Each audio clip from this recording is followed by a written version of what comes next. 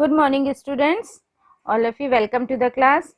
We'll read today lesson 9, which is about human environment, page number 169. All of you can open your book, page number 169. So, which is about human environment. What is environment? हमारे आसपास का माहौल. हमारे आसपास का माहौल कैसा है, कैसा हम लोग रहते हैं, किस टाइप से हमारे आसपास के लोग रहते हैं, that is all called human environment. Now, human settlement describes any form of human habitation. settlement क्या है? settlement हमें describe करती है human habitation को, चाहे वो single dwelling हो या term, although the term is generally applied to a group of या एक संग कई सारे लोग. the term settlement as we understand, हम जैसा समझते हैं आज के उसमें कि settlement का term जो है वो refer करता है people occupying certain unit of space, कुछ units का जगह स्पेस ऑक्यूपाई कर लेना, वहां पे फैसिलिटीज देना, चाहे वो हाउसेस के फॉर्म में हो, शॉप्स, स्ट्रीट्स बना के या कुछ और फैसिलिटीज जो इनहेबिटेंट्स एंजॉय करते हैं. पीपल लिव इन क्लस्टर्स, लोग जो हैं वो क्लस्टर्स में रहते हैं, छोटे छोटे घर में. एंड ईच क्लस्टर, और हर क्लस्टर इंडिविजुअल का एक से ज्यादा इंडिविजुअल रेसिडेंस बनाता है. We define a cluster of house, हम कहते हैं क्लस्टर ऑफ हाउसेज हम डिफाइन करते हैं सेटलमेंट में. इट इज अ प्लेस, ये वो जगह है जहाँ पे लोग रहते हैं और या परमानेंटली थोड़े समय के लिए रहते हैं और लोग इंटरेक्ट करते हैं एक दूसरे से अपने सराउंडिंग में. जैसे हम अपने नेबर्स के संग इंटरेक्शन में रहते हैं कि हम नेबर्स के संग बातचीत करते हैं. सेटलमेंट जो है वो वेरी करता है साइज में. दे में very from a group of few huts, ये वेरी होता है कुछ हट्स, जैसे विलेजेस में हट्स बनता है, घर हट्स बना के रहते हैं, या लार्जर क्लस्टर्स में जैसे कि विलेजेस, टाउन, सिटीज, या to a much denser settlement bustling with activities, या बहुत घना वहां पे घना रहना हो, लोग बहुत सारे लोग रह रहे हैं, उसको बोलते हैं Megapolis. The size of a settlement का साइज जो है वो रिफर करता है पॉपुलेशन के साइज से एंड नंबर ऑफ हाउसेस, और कितने घर हैं वहां पे उस एरिया में वो से. दे में भी क्लासिफाइड, इनको क्लासिफाई किया जाता है फंक्शन के बेसिस में. डिस्चार्ज जैसे कि एग्रीकल्चर, ट्रेड, मार्केट या business, tourism and recreation. Now location of settlement, the shape, size and location. जो शेप, साइज और लोकेशन होता है सेटलमेंट का वो डिपेंड होता है कुछ फैक्टर्स पे जो हम अब पढ़ेंगे. फर्स्ट इज टोपोग्राफी और नेचर ऑफ द लैंड कैसा है, उसकी टोपोग्राफी कैसी है, वहाँ का सॉइल कैसा है, अवेलेबिलिटी वहाँ पे सॉइल की कैसी है, वहाँ का नेचुरल रिसोर्सेस कैसा है जैसे कि mineral oil. Availability of water, वहाँ पे पानी की सुविधा कैसी है जो हमारा बेसिक नीड है. फॉर एनी कोई भी सेटलमेंट के लिए हमें पानी चाहिए होता है. वहाँ की गहराई कितनी है, the depth of the water table is an important factor, वो एक important factor. Now turn the page number 170. Scenic beauty, वहाँ की सीनरी कैसी है, वहाँ का रिलीजियस सिग्निफिकेंस कैसा है जो हमें कल्चरल और टूरिस्ट सेंटर्स में हेल्प करता है बढ़ने को. इंडस्ट्रियल ग्रोथ वहाँ पे कैसी है, वहाँ पे इंडस्ट्रीज कैसी है, वहाँ पे हैं या नहीं है, जो एक्सपेंशन टाउन को बढ़ाने में मदद करते हैं. जहाँ पे ज़्यादा इंडस्ट्रीज होंगी वहाँ पे ग्रोथ, पॉपुलेशन ज़्यादा रहेगी, रहने के लोग ज़्यादा आएंगे. जैसे नोएडा में बहुत है इंडस्ट्रीज, गुरुग्राम में है, एंड इंदौर यूपी एमपी में, ये गुड एग्जाम्पल्स हैं. अ गुड नेटवर्क ऑफ, यहाँ पे ट्रांसपोर्ट का नेटवर्क भी अच्छा होना चाहिए. कम्युनिकेशन, एक दूसरे से हम लोग कैसे कम्युनिकेट करके रखते हैं जो कि बहुत नेसेसरी है, must for any settlement to flourish. They are also classified, वो क्लासिफाई होते हैं रूरल और अर्बन में, जो बेस्ड होता है primary functions of the settlement and certain distinguishing characteristics. So first we will read about the rural settlements.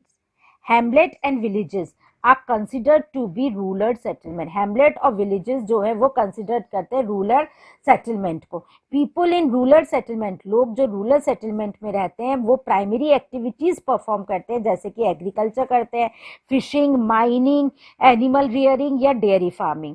Such settlements support a small size, और ये सेटलमेंट वहाँ पे थोड़ा कम पॉपुलेशन होता है। The people are more intimate, लोग एक दूसरे से बहुत इंटीमेसी रखते हैं, क्लोजनेस रखते हैं, and closely knit in their relationship. और rural settlement has fewer houses, rural settlement में थोड़े घर होते हैं, वहाँ पे स्ट्रीट जो रोड होती है वो प्लान होती है पहले से। Rural settlement develop and grow over a period of time, rural settlement develop होता है और चलता है आगे कुछ समय के लिए। Now types of rural settlement क्या है? On the basis of shape and pattern, shape और पैटर्न के बेसिस पे रूरल सेटलमेंट को फॉलोइंग टाइप से क्लासीफाई करेंगे।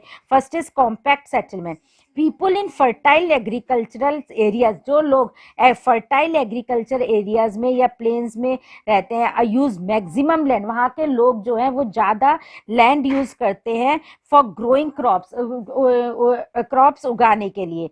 देयर कैटल नीड प्रोटेक्शन, उनके जो कैटल होते हैं, जो आप देखते हो बैलगाड़ी होती है उसमें जो लगे होते हैं कैटल्स, वो प्रोटेक्शन उन्हें चाहिए होता है। सो एनिमल शेड, वहाँ पे फिर एक एनिमल शेड बनता है जिसके नीचे वो अपने कैटल्स को बांध के रखते हैं, आर बिल्ट, और वो बनाते हैं अपने घरों के पास जिससे कि उनके जानवर जो हैं वो सुरक्षित रहे।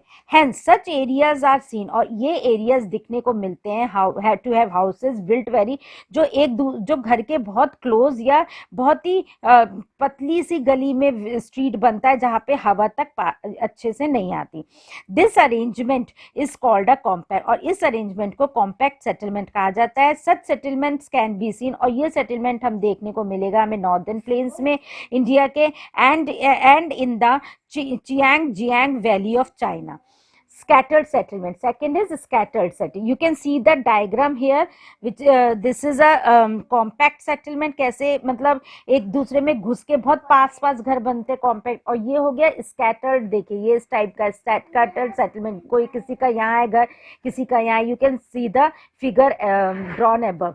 सो scattered settlement in places where flat fertile, जहाँ पे सीधा फ्लैट फर्टाइल होता है लैंड, वहाँ पे फ्लैट होता है, जहाँ पे इज नॉट अवेलेबल सफिशिएंट, वो ज्यादातर हमको अवेलेबल नहीं होता है, जो कि हिल्स में होता है, डेजर्ट्स, और जहाँ पे घना जंगल होता है, और ऐसी जगहों पे हम वहाँ घर बने हुए नहीं देख सकते। Houses are located on hill tops, houses बनते हैं हिल टॉप्स पे या पानी के सोर्सेज के पास, स्प्रिंग के पास। देखिए सच स्कैटर्ड सेटलमेंट, इस टाइप के स्कैटर्ड सेटलमेंट्स में हैव अ कॉमन एरिया, और उनका कॉमन एरिया होता है where villagers meet for worship, जहाँ पे लोग एक दूसरे से मिलते हैं पूजा या वर्शिप करने के लिए। A market would also be seen, यहाँ पे आप मार्केट भी देख सकते हो। Now next is linear, linear you can see this is type of linear, here is the diagram of linear, here you can see linear settlement. These settlements develop along a road, ये road के साथ में पास में बनता है, railway track के पास होता है, रिवर या कैनल के पास।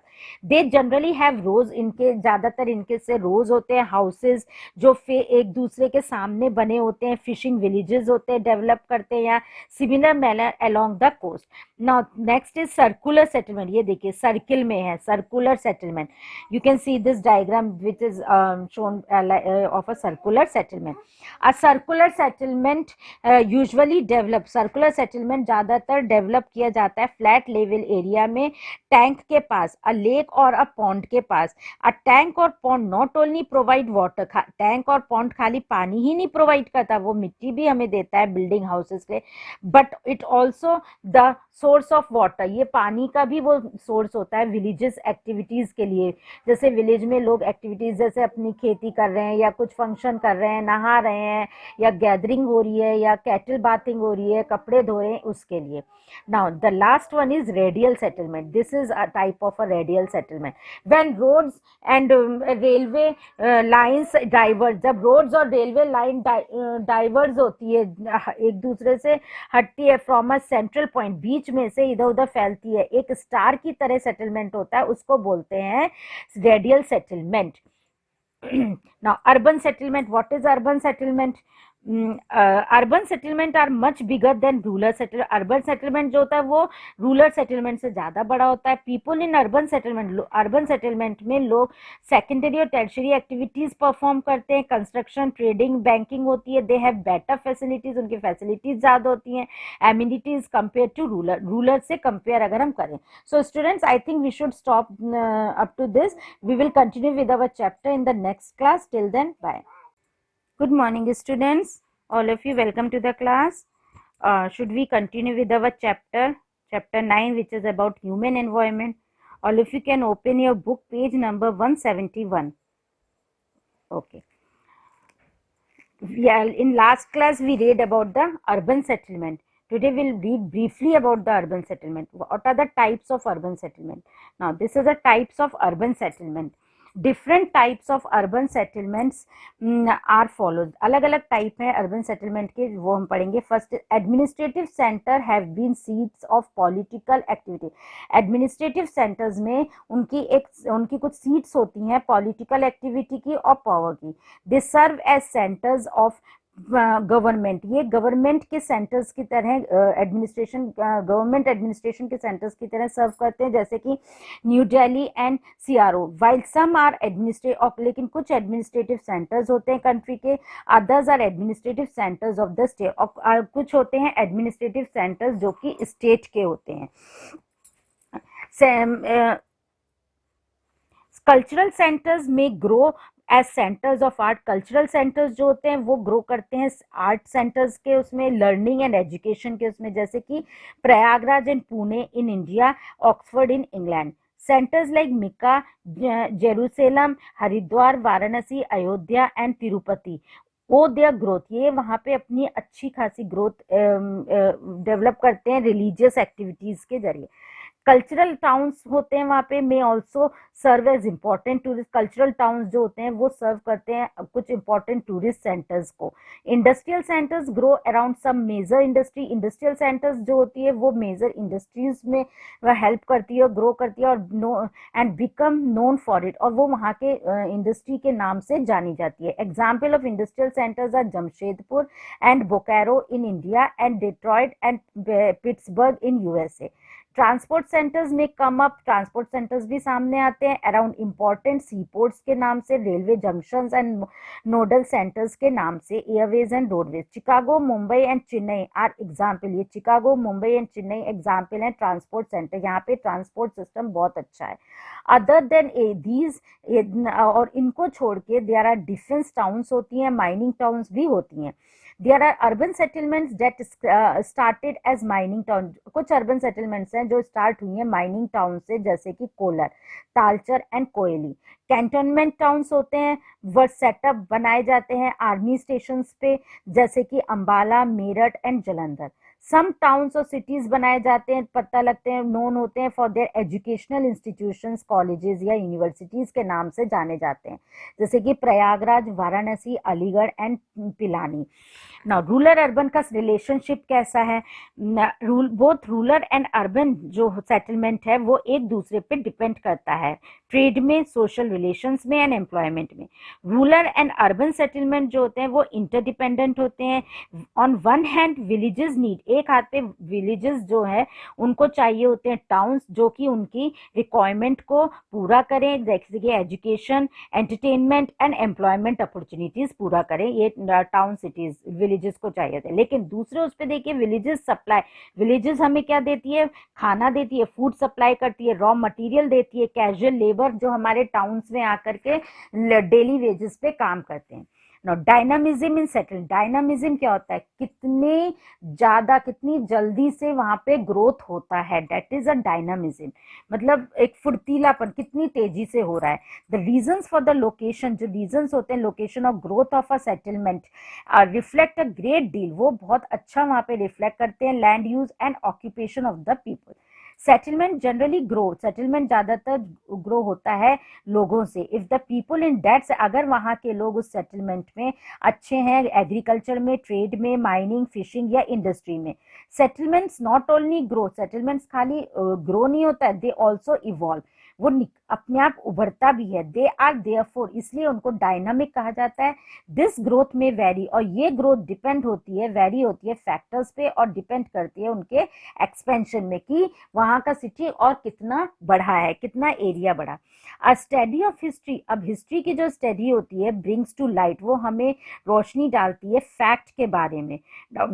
या सेटलमेंट में एक्सपेंड, सेटलमेंट बढ़ सकता है, while on the other hand, लेकिन इट में चेंज इन फंक्शन, फंक्शन, लेकिन वो फंक्शन में चेंज हो सकता है और इवन डाई, वो खत्म भी हो सकता है due to lack of water. पानी ज्यादा, अगर कहीं हम खेतों में पानी ज्यादा फ्लो कर दे तो हमारे जो भी फसल होती है, जो भी हमारे क्रॉप्स उगते हैं, वो सब बह जाते हैं। इसलिए एक्सेस ऑफ एवरीथिंग बैड है। Presence of slums, collapse of industry या ट्रेड। और नेचुरल डिजास्टर, जो एक नेचुरल प्राकृतिक डिजास्टर होता है या कैलेमिटी होती है, may bring ruin to a settlement, ये एक सेटलमेंट के लिए र्यून बनता है। Pollution, traffic congestion, mismanaged garbage disposal, poor drainage, epidemics और अ नेचुरल डिजास्टर में चोक अ सिटी। ये इन सब चीजों से, ये जो नेचुरल डिजास्टर है, ये सिटी को चोक कर सकता है या इवेंचुअली खत्म भी सिटी को कर सकता है।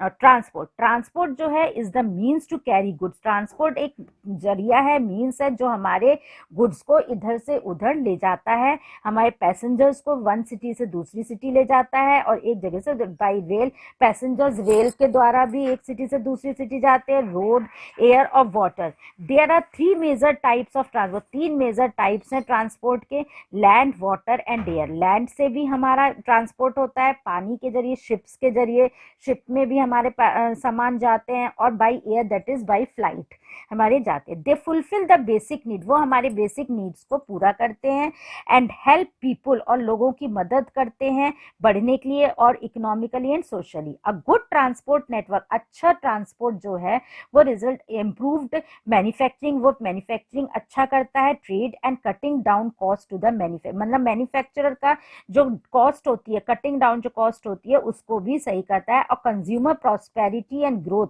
कंज्यूमर के लिए, प्रॉस्पेरिटी, ग्रोथ के लिए, सेटलमेंट के लिए भी लाभदायक है। The main features significant for जो मेन फीचर्स हैं सिग्निफिकेंट है ट्रांसपोर्टेशन के, वो है व्हीकल्स ट्रांसपोर्टिंग गुड, जो व्हीकल्स जो ट्रांसपोर्ट करते हैं गुड्स को, रख के एक गाड़ी से दूसरी गाड़ी जगह पे ले जाते हैं, ऑटो, टेम्पू से, आप कह लो मिनी ट्रक से, एंड पैसेंजर्स जो रूट्स पे जाते हैं बाई रोड, जैसे कि बाई कार जा रहे हैं, या पैसेंजर्स यू कैन से बाई ट्रेन से जा रहे हैं, बस से जा रहे हैं, फॉलोड बाई दीज मोड्स, वो ये मोड ट्रांसपोर्ट यूज करते हैं। एंड टर्मिनल जो होते हैं वो फ्लाइट, एयरपोर्ट पे होते हैं, that serve these routes as centres for boarding and deboarding और loading and unloading goods.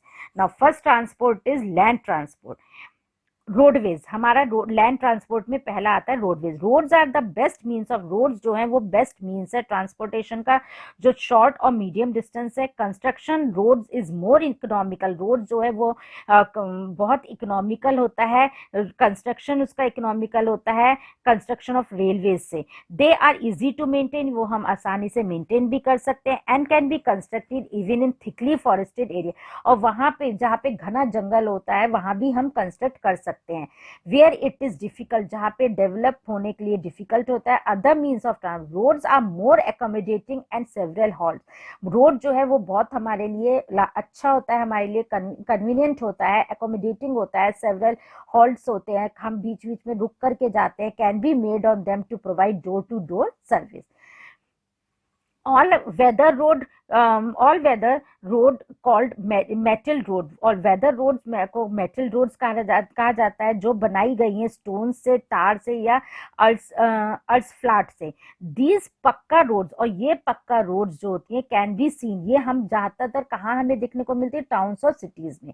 Roads which are made of mud, जो रोड मिट्टी से, स्टोन से बनी होती है, उनको अनमेटल रोड कहते हैं। जैसे कि such roads cost very little, वहां पे कॉस्ट कम लगती है रोड्स बनाने के लिए, and relatively easy to build, और आसानी से बन भी सकता है। दे जनरली कनेक्ट विलेजेस, ये ज्यादातर विलेजेस और टाउन्स को एक दूसरे से कनेक्ट करती हैं। They can not use in the rainy, वो रेनी सीजन में इसको यूज नहीं कर सकती है। दे आर ऑल्सो कॉल्ड कच्चा रोड, और इसको कच्चा रोड भी कहा जाता है। In India the metal road, जो इंडिया में मेटल रोड जो होती हैं, which connect the capital cities, जो कैपिटल सिटीज को कनेक्ट करके रखती हैं डिफरेंट स्टेट से, उनको कहते हैं national highways, NH। State highways जो होती हैं वो कनेक्ट करती है इंपॉर्टेंट टाउन्स को या स्टेट को उनके कैपिटल सिटी के साथ. Besides these in India we also have village.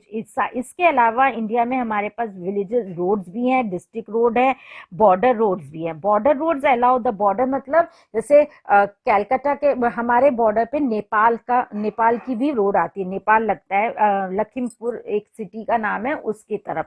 So border roads allow the movement. जैसे हमारे बॉर्डर पे इंडिया के आप लास्ट में जाओगे हमारे बॉर्डर के उस पार पाकिस्तान है, तो जो बीच में जो लाइन आ रही बॉर्डर लाइन आ रही है, मूवमेंट ऑफ सोल्जर्स, वहां पे सोल्जर्स का मूवमेंट है, rations of to other border areas. The Manali Leh highway एक नाम है, is the highest of its kind. India has the second largest road. India जो है वो सेकेंड लार्जेस्ट रोड नेटवर्क है in the world. In developed countries like USA, जो हमारी countries develop हो रही हैं या हो चुकी हैं जैसे USA, they are broad road, उनकी रोड बहुत चौड़ी है, विच अलाउ 6 to 8 व्हीकल्स, जहाँ पे 6 to 8 व्हीकल्स मूव हो सकती हैं एक संग. दे आर कॉल्ड फ्रीवेज और एक्सप्रेसवेज. इंग्लैंड में उसको फ्रीवेज या एक्सप्रेसवेज कहा जाता है, जैसे कि such roads are called motorways, while in Germany they are called autobahns. So students, we will stop till this. In the next class we will continue with our chapter. Till then, bye.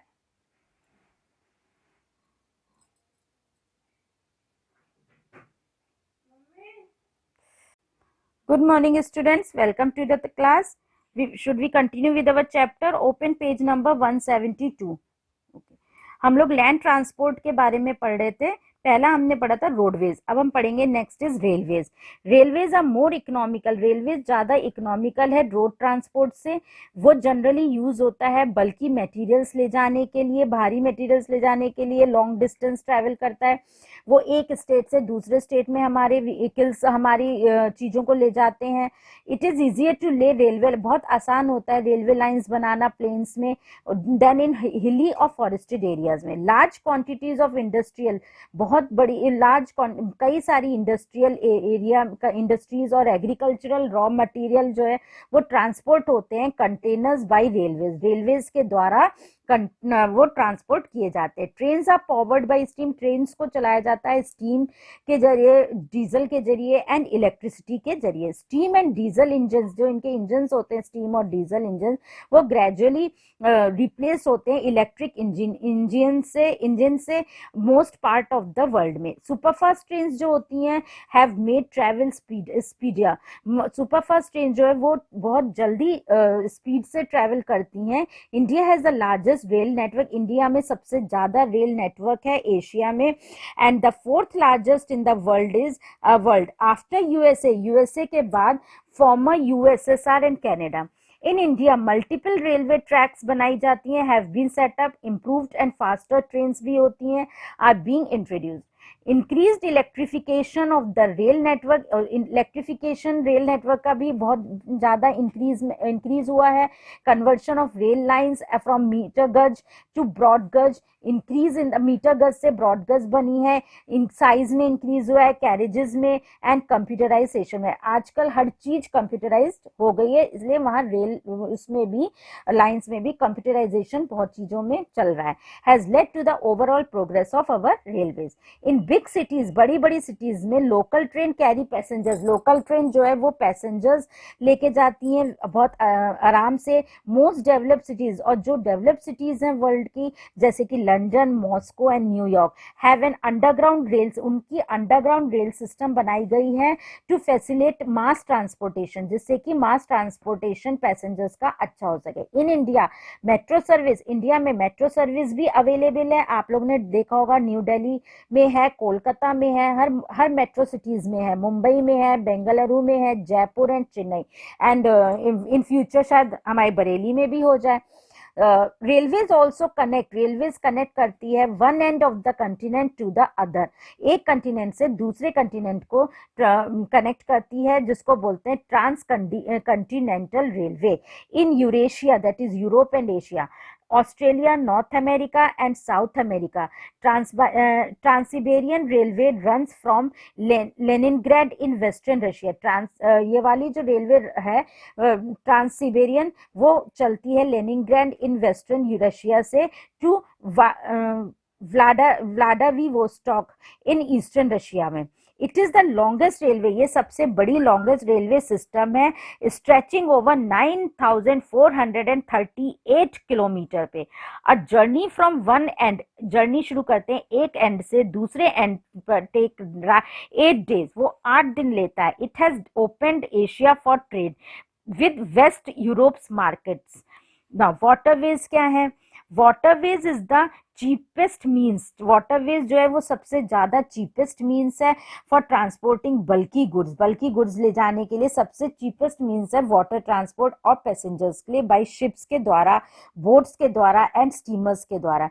Ships that follow the path, ships वो जो follow करते हैं path को of N ocean current, save a lot of time and fuel, वो बहुत ज्यादा हमारा time और फ्यूल को बचाते हैं। इनलैंड वाटरवेज, नेविगेबल रिवर्स होती हैं, lakes and canals constitute inland waterways. Boats steamers can use a river, boat and steamers जो होते हैं वो यूज कर सकते हैं river to ply on depending upon the depth, वो पानी की गहराई पे डिपेंड करते हैं वाटरवे, क्वांटिटी ऑफ वाटर, पानी कितनी क्वांटिटी में, एंड इट्स रेगुलेटेड फ्लो, उसका फ्लो कितना है। Width of the water channel, जो विड्थ होता है वाटर चैनल का, इज ऑल्सो एन इम्पॉर्टेंट, ये भी एक इम्पॉर्टेंट फैक्टर है इसका। Some of the large river, और कुछ लार्ज रिवर्स होती हैं that are used as waterways, जो वाटरवेज में यूज होती हैं वो है Amazon in South America, Mississippi in North America and Danube and Volga in Europe, the Ganga Brahmaputra in India and Irrawaddy in Myanmar. Some countries, कुछ countries ऐसी हैं जो कनेक्ट हैं उनके लेक से rivers by constructing canals. The Great Lake of North America, जो Great Lakes हैं North America के, हैव बीन कनेक्टेड, ये भी कनेक्ट किए गए हैं river Saint Lawrence to form the largest inland waterway of the world. Canal have also been constructed, canals भी बनाए गए हैं टू कनेक्ट ओशियंस और सीज को कनेक्ट करने के लिए। एज ए रिजल्ट, जिसकी वजह से द डिस्टेंस दैट शिप, जो डिस्टेंस शिप्स ट्रेवल करता है एक साइड से ऑफ कंटिनेंट के दूसरे साइड तक, हैज मैनी ग्रेटली रिड्यूस, वो कम होती चली गई है। The Suez canal joins the Red Sea, Suez canal जुड़ता है जाके रेड सी में। आप ये देख सकते हो, मैप है नीचे हमारा, जो लॉरेंस, सेंट लॉरेंस सीवे वाला मैप है, इसमें आप देख सकते हो कि यहाँ पे देखिए सेंट लॉरेंस रिवर है, यहाँ पे न्यूयॉर्क है, बेफेलो, टोरंटो, तो आप ये मैप में देख सकते हो। कंटिनेंट, द स्वेज कैनल जो है वो ज्वाइन करती है रेड सी को एंड मेडिटेरियन सी को। द पनामा कैनल जो है वो ज्वाइन कर रही है पैसिफिक ओशियन को with the Atlantic Ocean. Now turn the page, page number 174। Ocean routes क्या क्या है? द ट्रांसपोर्टेशन ऑफ गुड, जो गुड्स का जो ट्रांसपोर्टेशन है एंड पैसेंजर्स इज चीपर, वो बहुत ही सस्ता है, चीपर है और इजियर भी है through ocean roots.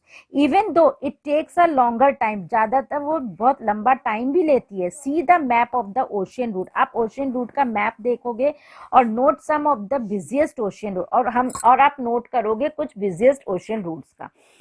This is a Panama canal, all you can see this is a Panama Canal। North Atlantic Ocean root जो होता है वो कनेक्ट करता है नॉर्थ ईस्ट यूएसए से with north west Europe. The Mediterranean and Indian ocean जो है वो रूट कनेक्ट करता है western Europe and Mediterranean countries को through the Suez canal with gulf countries, east Asia and Australia. Cape of Good Hope एक जगह का नाम है, वो रूट कनेक्ट करता है अमेरिका, यूरोप और वेस्ट अफ्रीकन कंट्रीज से via Cape of Good Hope to vast Asia and Australia. South Atlantic route जो है वो कनेक्ट करता है साउथ ईस्टर्न अमेरिका से और वेस्टर्न यूरोप से। नॉर्थ पैसिफिक रूट कनेक्ट करता है नॉर्थ वेस्टर्न अमेरिका से और ईस्ट एशिया से। द साउथ पैसिफिक रूट जो है वो बिटवीन ऑस्ट्रेलिया एंड न्यूजीलैंड के बीच में कनेक्ट करता है वाया पनामा कैनल, जो कनेक्ट करता है वेस्टर्न यूरोप से। नाउ एयर ट्रांसपोर्ट क्या है? आप यहाँ पे देख सकते हो कुछ मेजर सी रूट्स हैं, पोर्ट्स हैं, ये इस मैप में, you can go to it. Air transport क्या है? Air transport is the most recent, fastest but the most expensive means to travel. Any जो एयर ट्रांसपोर्ट होता है that is very expensive, very much expensive and but that is the fastest means of transport. हम जो हम root cover करते हैं 1 day में या ओवरनाइट में, वो हम रूट बाय एयर हम लोग कवर कर सकते हैं विद इन अ आवर्स में. Suppose within 2 hours you can say, within 3 hours you can say, और within an hour, 1 hour you also can say. So ये होता है आपका air transport. It is ideal for transportation, ये ideal है. Highly perishable goods जाते हैं इसमें. Passengers who want to save time, जो लोग अपना टाइम बचाना चाहते हैं तो वो एयरवेज से ट्रैवल करते हैं. एंड ट्रैवल इन, और जो कंफर्ट में जाना, आराम से जाना चाहते हैं, वो एयर ट्रैवल प्रीफर करते हैं. दिस मीन्स ऑफ ट्रांसपोर्ट, और ये मीन ट्रांसपोर्ट का ये हैवी इन्वेस्टमेंट इसमें चाहिए होता है.